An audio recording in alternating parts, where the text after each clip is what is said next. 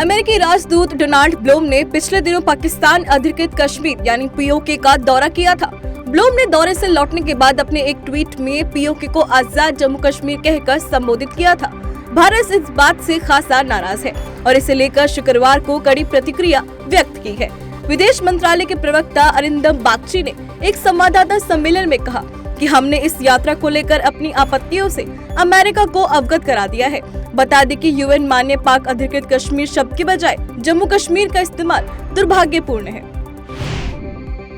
केंद्र सरकार द्वारा इस्लामिक चरमपंथी संगठन पॉपुलर फ्रंट ऑफ इंडिया पर प्रतिबंध लग चुका है, लेकिन अब राष्ट्रीय जांच एजेंसी ने मंगलवार को खुलासा किया कि 873 केरल पुलिस अधिकारियों के पीएफआई से संबंध है। एनआईए ने मंगलवार को केरल पुलिस के उन अधिकारियों की सूची का पर्दाफाश करते हुए राज्य पुलिस प्रमुख को एक रिपोर्ट सौंपी है। रिपोर्ट के अनुसार एनआईए आरोपी पुलिस अधिकारियों के वित्तीय विवरण की भी जांच कर रही है। वहीं एनआईए ने कहा कि अधिकारियों ने पीएफआई कार्यकर्ताओं को महत्वपूर्ण जानकारी लीक की है। मलयालम साप्ताहिक पत्रिका मातृभूमि ने आरएसएस के खिलाफ फर्जी खबर फैलाने और बदनाम करने के लिए माफी मांगी है। मातृभूमि साप्ताहिका में लिखित रूप से मांगी माफी मीडिया हाउस के आरएसएस के खिलाफ सुप्रीम कोर्ट में कानूनी लड़ाई हारने के बाद आई है। आरएसएस की छवि को धूमिल करने के लिए वर्ष 2011 में मातृभूमि साप्ताहिका में 5 लेखों की श्रृंखला का प्रकाशन किया गया था, जिसका शीर्षक था will RSS terrorism swallow India. RSS ने अदालत में कहा था कि मातृभूमि साप्ताहिका में छापे गए लेख मानहानिकारक है और भ्रामक भी है, जिससे आरएसएस की प्रतिष्ठा को धक्का लग रहा है। प्रधानमंत्री नरेंद्र मोदी ने 5 अक्टूबर को हिमाचल प्रदेश के बिलासपुर में नवनिर्मित एम्स यानी अखिल भारतीय आयुर्विज्ञान संस्थान का उद्घाटन किया। बता दें, इस एम्स के निर्माण में 1470 करोड़ रुपए से अधिक खर्च हुए हैं। वहीं इस मौके पर मुख्यमंत्री जयराम ठाकुर, केंद्रीय मंत्री अनुराग ठाकुर और बीजेपी अध्यक्ष जेपी नड्डा भी मौजूद रहे। बीते बुधवार को संयुक्त अरब अमीरात की राजधानी दुबई में हिंदू मंदिर का उद्घाटन किया गया। मंदिर शेख नहायान बिन मुबारक अल नहायान ने मंदिर का उद्घाटन किया। बता दें कि यह मंदिर सिंधी गुरु दरबार मंदिर का विस्तार है, जो संयुक्त अरब अमीरात के सबसे पुराने हिंदू मंदिरों में से एक है। भारत सरकार ने मध्य प्रदेश के कूनो राष्ट्रीय उद्यान में चीतों की निगरानी के लिए 7 अक्टूबर को एक टीम का गठन किया है। पर्यावरण, वन और जलवायु परिवर्तन मंत्रालय ने 9 सदस्यीय टास्क फोर्स गठित की है। टीम के ये सदस्य इन चीतों की प्रगति की समीक्षा और स्वास्थ्य की स्थिति की निगरानी पर ध्यान केंद्रित करेंगे। मंत्रालय ने बताया कि बाड़ों का रखरखाव और पूरे क्षेत्र की सुरक्षा स्थिति पर नजर रखी जाएगी। दिल्ली के शराब घोटाले में छापेमारी का सिलसिला जारी है। प्रवर्तन निदेशालय यानी ईडी ने 7 अक्टूबर को दिल्ली समेत हैदराबाद और पंजाब के 35 ठिकानों पर छापेमारी की है। इससे पहले सितंबर महीने में ईडी की छापेमारी में अब तक शराब घोटाले में 2 लोगों को गिरफ्तार किया जा चुका है। बता दें कि दिल्ली सरकार के शराब घोटाले को लेकर सीबीआई ने मनीष सिसोदिया सहित 5 लोगों के खिलाफ मामला दर्ज कर जाँच कर रही है और साथ ही इस मामले की जाँच ईडी भी कर रही है।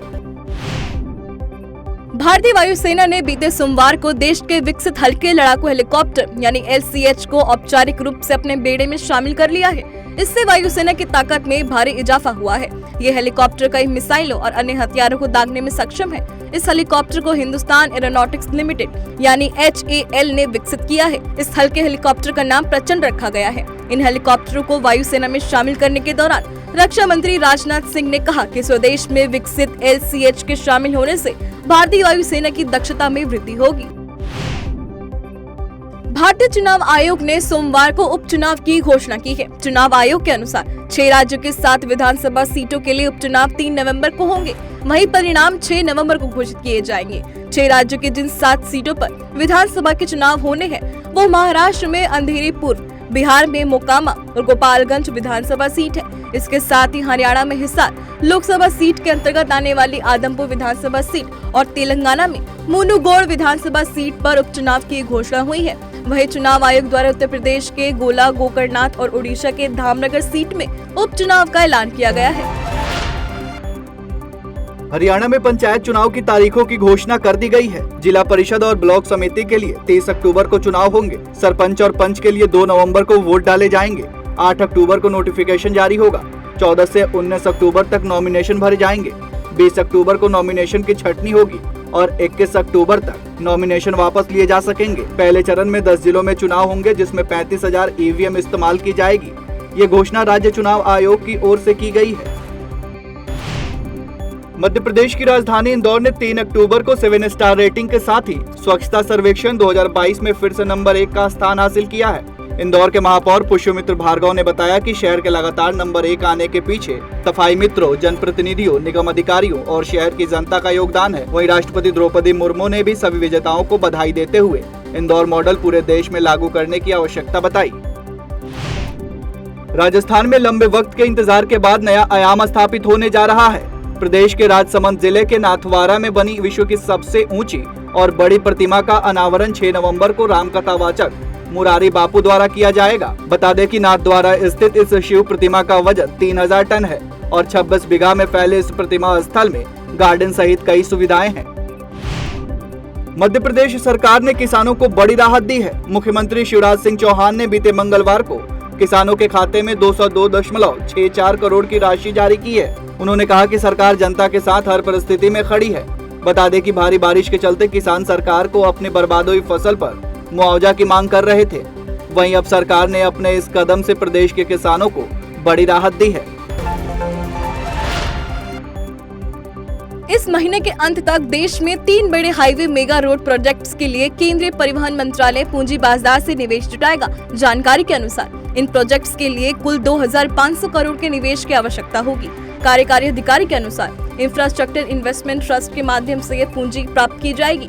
परिवहन मंत्रालय का यह निवेश अर्थव्यवस्था की गति और बाजार पूंजी प्रवाह दोनों के लिए लाभदायक साबित होगा। वायुयान उद्योग से जुड़ी कंपनियों के आर्थिक सहयोग के लिए केंद्र ने बड़ा कदम उठाया है। वित्त मंत्रालय द्वारा दी गई जानकारी के अनुसार कोविड-19 महामारी के कारण उस उद्योग को नकदी संकट से उबारने के लिए आपात ऋण सुविधा गारंटी योजना में संशोधन किया गया है। इस योजना के तहत दिए जाने वाले ऋण को 400 करोड़ रुपए से बढ़ाकर 1500 करोड़ रुपए कर दिया गया है। ऑस्ट्रेलिया में आयोजित होने वाले T20 विश्व कप को लेकर भारतीय गेंदबाज बुमराह का बड़ा बयान सामने आया है। पीठ दर्द से परेशान बुमराह ने ट्वीट कर कहा कि मैं दुखी हूं कि मैं इस बार T20 विश्व कप का हिस्सा नहीं बनूंगा, लेकिन अपने प्रशंसकों से मिली शुभकामनाओं, देखभाल और समर्थन के लिए आभारी हूं। जैसे ही मैं ठीक हो जाऊंगा, मैं ऑस्ट्रेलिया में टीम के विश्व कप अभियान में भारत को चीयर करूंगा। वैश्विक फुटबॉल स्टार अर्जेंटीना के लियोन मेसी फुटबॉल जगत को अलविदा कहने जा रहे हैं।